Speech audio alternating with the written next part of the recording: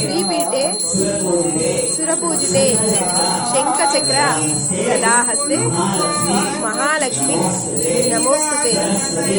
सरस्वती नमस्तुभ्यं वरदे कामरूपिणी